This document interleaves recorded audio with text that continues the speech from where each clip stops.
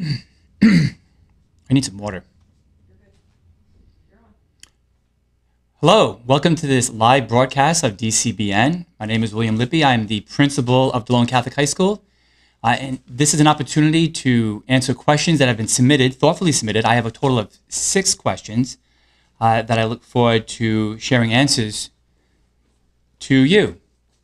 Without further ado, why don't we jump right on in and begin with the first question. The first question is this.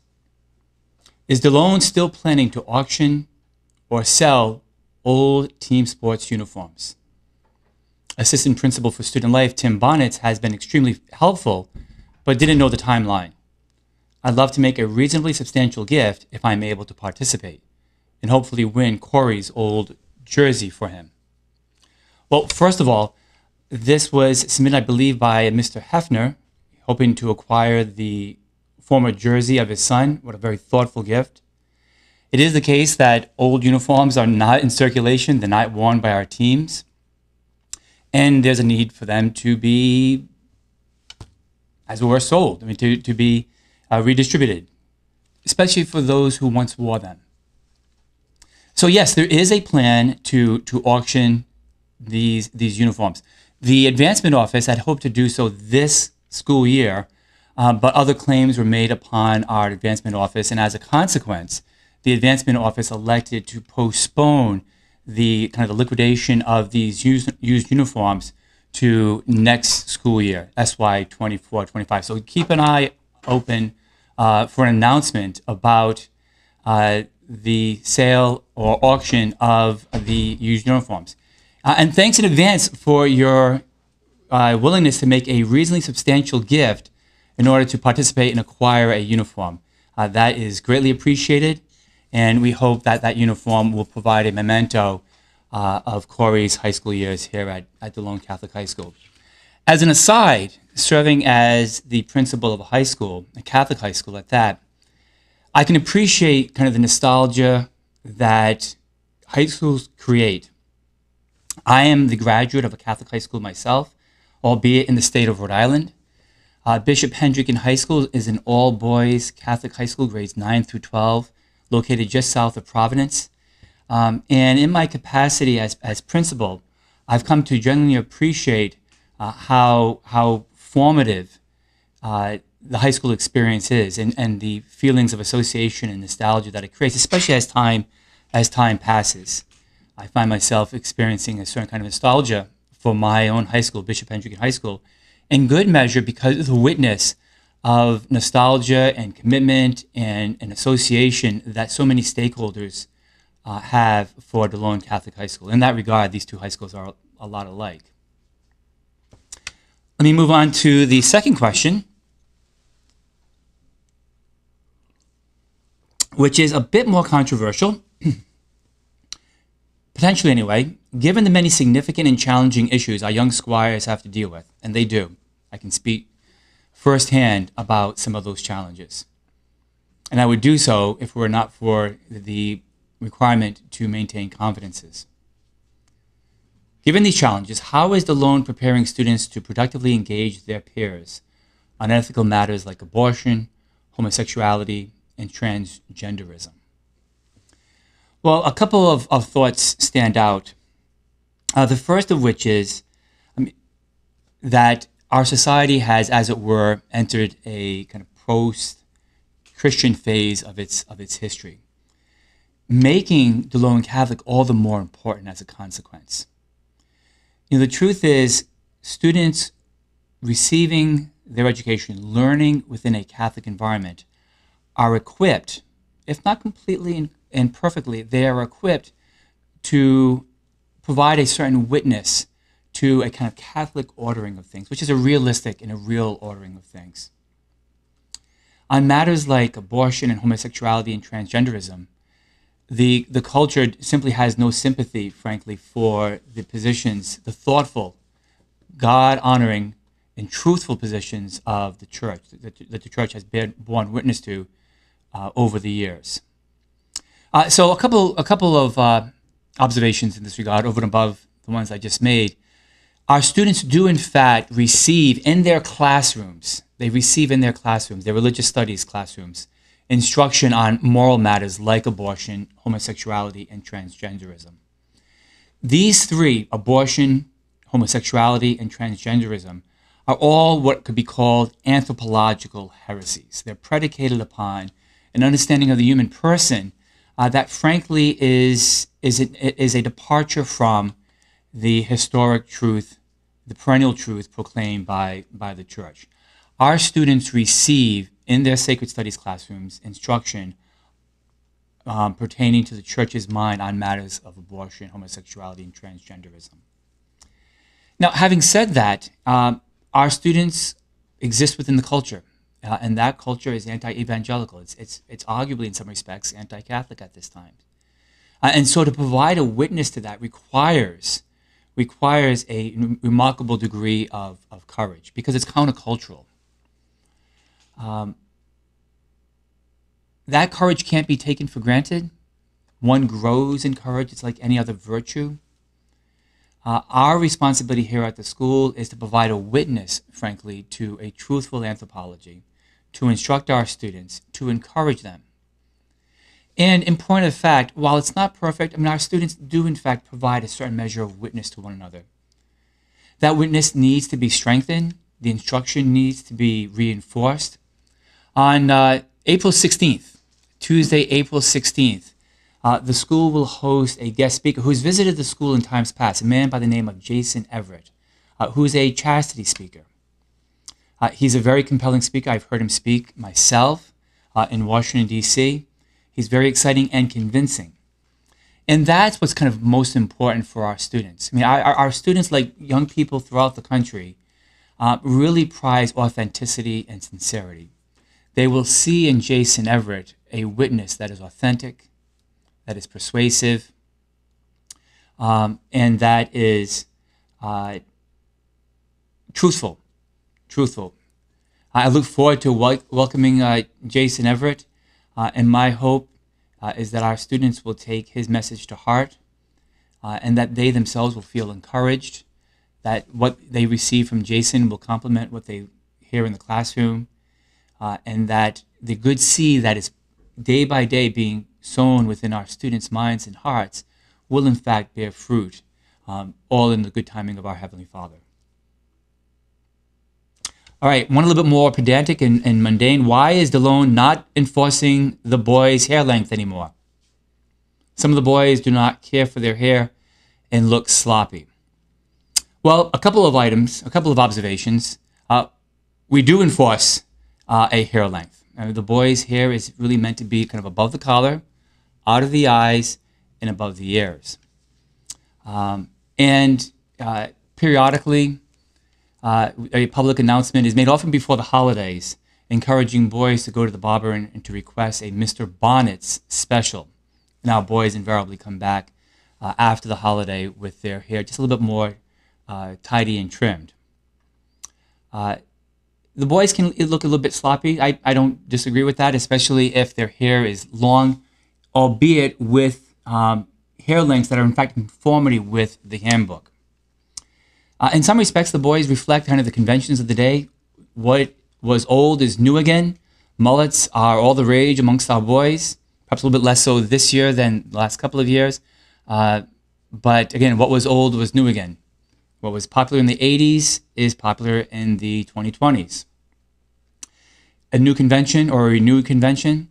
I will share with you that our students today actually are in many respects more kind of clean cut than students in the 1970s. So if you were to take a look at yearbooks from the 1970s, when sisters staffed our school and priests were principals, you'll find a number of pictures where there are boys reflecting the convention of the day, of that decade, wore their hair in a longer fashion than is true today.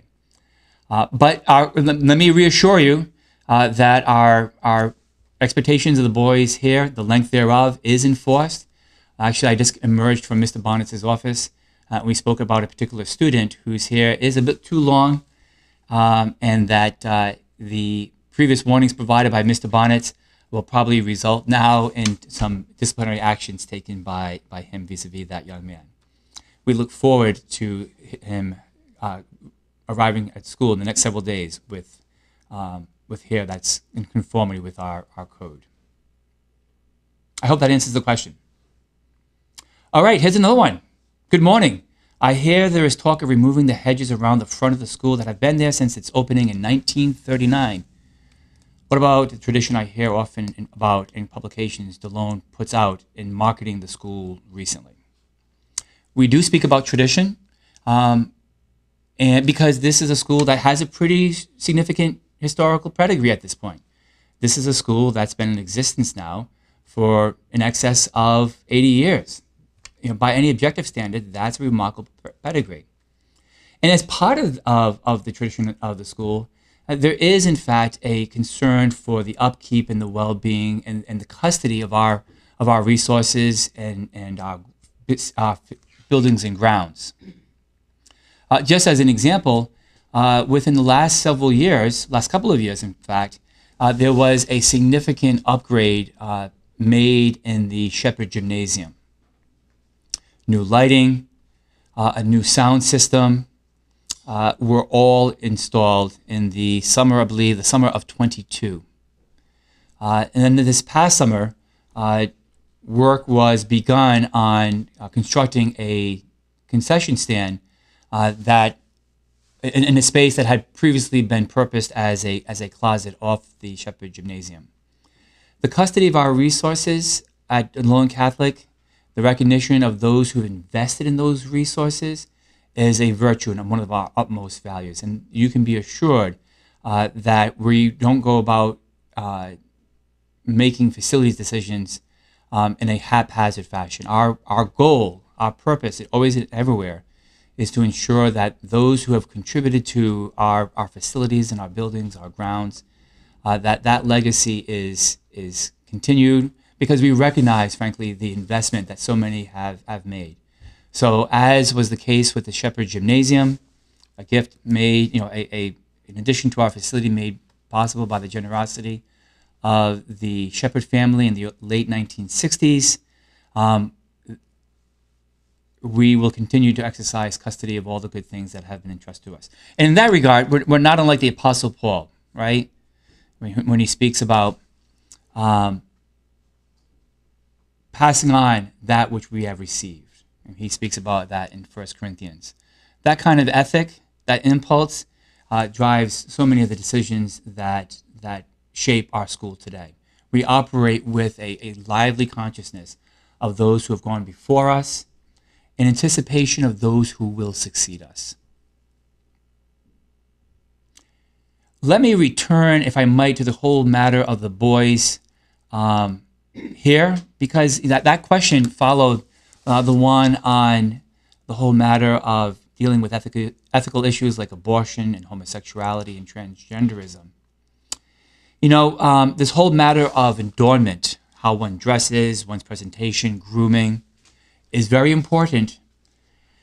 But more important still is, frankly, the virtues that we want our students to adorn themselves. That in the course of the 4 years that they are here, our hope, our goal, our aim is to kind of help cultivate within the lives of our students the virtues, godly virtues that result in godly living and godly witness, so as to engage the culture productively, profitably, successfully on matters, especially anthropological matters like abortion, homosexuality, and transgenderism.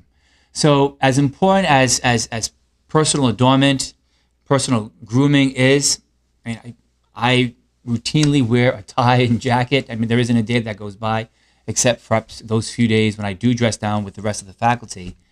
So this is a matter that's important to me. But more important still, truly more important still, is, frankly, the life of virtue, that our students genuinely do become squires who are understudies to knights, so that after graduation, they grow on to the likeness of knights, preserving, protecting, and extending the honor of our Lord. Next question. What is the school doing to promote the arts? Or as we say in New England, the arts? Well, a couple of important measures have been taken. Thanks to the efforts of our Director of Strategic Communications, Mrs. Julia Furman, we do have a dedicated page on Facebook to the arts. It's called Arts at Delone Catholic. Please follow us there if you haven't already. The arts are exceptionally important. I mean, truthfully, no human education is balanced save for a lively role of the arts therein. They're absolutely critical. One of the 7 traditional liberal arts, part of what is known as the quadrivium, is music, one of the arts. The arts are important. I think they were important to my predecessors. They're important to me. We want to provide opportunities for our students to both participate artistically as well as athletically. I can speak to you to the fact that in the upcoming production of Aladdin Jr. features a number of student athletes, who in this case are now student athlete artists. We are dedicating ourselves to the promotion of the arts, finding ways of expanding the arts in our curriculum, and providing, as it were, kind of equal footing and billing to the arts. If you drive by South Oxford Avenue and you see our new digital sign, you'll see an advertisement for Aladdin Jr. These are some of the small measures that we're taking to help promote the arts here at Delone Catholic. Again, they're absolutely essential. For some students, I mean, they're absolutely essential means of self-expression and outlet, without which, I mean, their own lives would be not as rich, and by contrast, would be comparatively impoverished. We can't have that.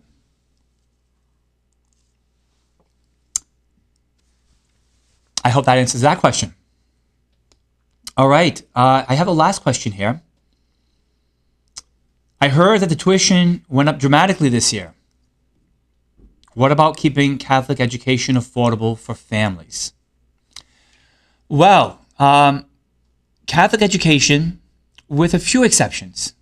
I think of, for example, of Portsmouth Abbey School, a Benedictine boarding school in Portsmouth, Rhode Island, in Narragansett Bay, or closer to home in Pennsylvania, Malvern Prep, located outside of Philadelphia, and not far from Villanova University. Schools of this sort have tuition in the tens of thousands of dollars. And affordability probably historically has not been the mission that they're trying to fill and achieve. But Catholic schools in the main, have been characterized by affordability. In previous decades, say if we consider Delone Catholic from its foundation until, say, the 1980s, women religious staffed the classrooms of this school, and they required very little. A woman religious staffing the school, be it a sister of Christian Charity or a sister of St. Joseph or a religious sister of Mercy, would have, back in the day, would have been provided housing by one of our local parish partners. Annunciation BVM, for example, here in McSherrystown, or the Basilica in Conewago, they would have been provided housing. Their cost of living, because they lived life in common, was low, frankly. They no longer staff our school. And truthfully, the school has been, as it were, providing ghost scholarships until this upcoming academic year, not, frankly, advertising the true cost to educate. There's an evangelical imperative here. Our Lord speaks in Luke's gospel account of the necessity of making sure that the worker is worth his hire, that he's receiving a wage that is commensurate to his service. There are certain fixed costs associated with the school, in addition to utilities, building and grounds maintenance. There's what is known as the fixed cost schedule, costs associated with insurance, casualty insurance. There are costs associated with providing healthcare insurance to our faculty. our faculty receive the sort of fringe benefits that you would otherwise expect in most places of employment, and they're worth that. They need to receive those benefits. They come at a cost, frankly. They come at a cost. And so we want to do two things at the same time. We want to secure the future of the school. One of the ways that we do that is to increase tuition. We also want to make sure that we don't violate the tradition, the custom of affordability. We're mindful of the fact that the new stated tuition of $15,500 is, frankly, that's out of the reach of many, perhaps even most families. So what do we do in that case? Well, the school benefits and is seeking to participate in publicly available dollars.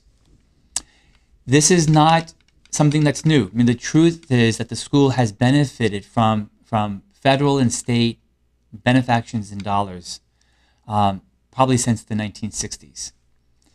The school participates in federal funds, especially federal Title I, federal Title II, and federal Title IV. These titles help to provide for professional development of students so that we are able to enjoy some efficiencies in that regard. Title I provides for interventional instruction for students who might need it, especially in reading. And Title IV allows us to access certain resources that enhance the student experience. So, for example, Naviance. All of our students are required to participate in Naviance, which is meant to prepare them for life after graduation. We pay very little for our subscription to Naviance. The bulk of the cost associated with that comes from Title IV funding. The school also benefits from what is known as equitable participation. Equitable participation is a provision of the Commonwealth of Pennsylvania whereby we are able to access resources from the local intermediate unit, IU-12, the Lincoln Intermediate Unit, that results in the assignment of Steve Hutton, Mr. Steve Hutton, School Counselor Steve Hutton, and School Counselor Mrs. Heather Rohr, who are absolutely invaluable to the school. They are effectively staff members, faculty members, but they are not, in fact, on our books in terms of salary. So the school has already participated in these public benefits. The Commonwealth of Pennsylvania, in many respects, is rather forward-looking when it comes to school choice and making possible school choice. And one of the ways that it does so is through its educational improvement tax credit.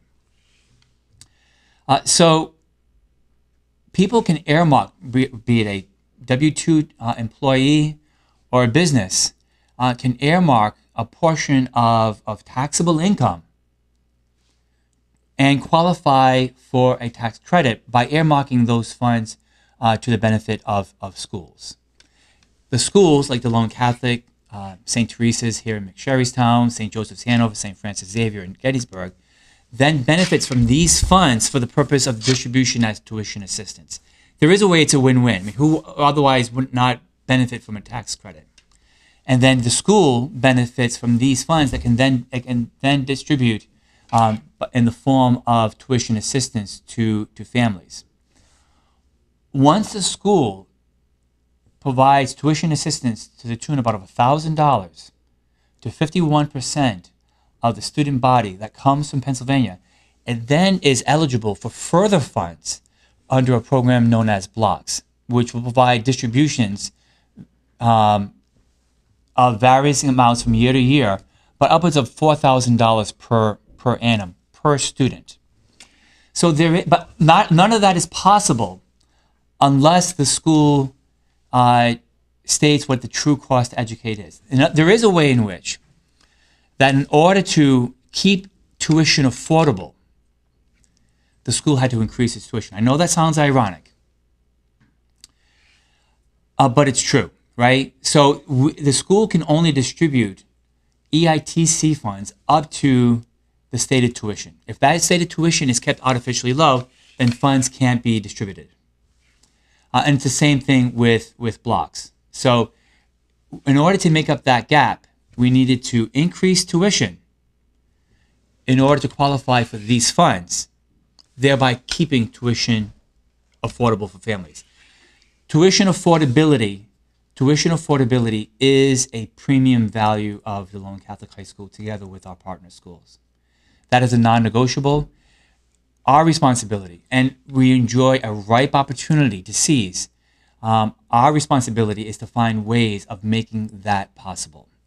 That's why our efforts at securing educational improvement tax credits is one of our primary strategic responsibilities at this time, so that we can then qualify for block grants that provide even further funds. And the addition of these funds, once again, at the risk of becoming repetitious, allows us to keep tuition affordable. There are competing claims, and ours is the responsibility of trying to operate within our values, the values of keeping tuition affordable and securing salaries and benefits that are in keeping, ideally and progressively keeping, with the salary and benefits that teachers can command on the open market. Again, the business model of the school has radically changed. This is not 1983 when I began high school, when the number of women religious who staffed these high schools would have been pretty significant. That was the case in my own school. Bishop Hendricken High School at that time, throughout the course of my own high school career, featured a number of men religious, a dozen or so, all members of the Irish Brothers, of the Irish Christian Brothers, of the Brothers of Christian Education, Christian Instruction, based in New Rochelle, New York. So that's our challenge, right? And part of our effort is to raise tuition so that we can then paper that gap with publicly available dollars, the ITC and blocks. In an effort to soften, as it were, the blow, we are incentivizing our families to do one of two, or perhaps both things, to apply for tuition assistance. The more families who apply for tuition assistance and who qualify, the more we can apply for and apply EITC dollars and apply for blocks grants. I'm losing my train of thought here. So that's EITC. And so they can do one of two things: apply for tuition assistance, or they can help support our EITC efforts. In some instances, they may be able to do both. And when they do so, the tuition that they will pay, the starting point for tuition, is frankly commensurate with what tuition was for SY 23-24. All they have to do is apply for tuition assistance and/or support our efforts at generating tax credit dollars. And I will tell you that many families have come forward in that regard, and we're seeing that amount grow. I mean, clearly they serve their own self-interest when they benefit from a tax credit. When it comes tax time, they find themselves, frankly, less indebted, as it were, to both to the Commonwealth of Pennsylvania. So again, let me repeat, just for the sake of making sure that there's no mystery about this. Affordability is a premium value. We enjoy a special opportunity at this moment to ensure the resources that we need, frankly, to attend to, say, buildings and grounds, to expand program, to make sure that the arts at Delone Catholic are well served by taking advantage of these funds. Join us in that effort. On a personal note, let me just share with you my own joy coming to school day in and day out. It's an honor and a pleasure for me to serve as the school's principal. It's long been my experience that schools are places that both supply energy and take it away. That is to say that they energize and they innovate at one and the same time. That there is a certain kind of infectiousness kind of created by the student body that is energizing. It supplies energy. one feels good about being among such fine young people as we find here at Delone Catholic High School. True squires and squirettes. At the same time, at the end of the day, one, and I think this is probably true of my colleagues, one genuinely feels kind of washed out. Students do two things at the same time. They supply energy, and they take it from they take them from you at the same time. Speaking of energy, our girls basketball team travels east today towards Warwick High School to square off against Allentown Central Catholic, go Squirettes. This is the second round of the state tournament. We are going forward with confidence, humble confidence of a victory this afternoon. You can find the broadcast of that game later this evening. I think tip-off is at 7 p.m. on this channel, DCBN. Please tune in and cheer, even from home, our girls to victory. I'm happy to report at this time that our annual day of giving is proving to be successful. Our goal this year is $100,000 and 500 gifts. If you haven't already, please do consider supporting us. Whatever the amount, it makes a material difference. It truly does. Be assured of our active and thoughtful custody of every dollar that you give us, and of our sincere gratitude for your support and the pledge of your trust in this critical regard. I think that's it for the moment. I hope I've answered the questions at least to some measure of adequacy and satisfaction to those who pose these questions. The truth is, a school is a very dynamic social organization. And many claims upon the school. The school works faithfully to try to satisfy all of those, at the same time that it adheres to its own mission to equip our young people to follow those who have preceded them as graduates in becoming squires and squirettes, all in view of becoming knights for our Lord Jesus Christ. I think that's it. I'm about to sign off. Thank you very much. May God bless you, and may God continue to bless Delone Catholic High School.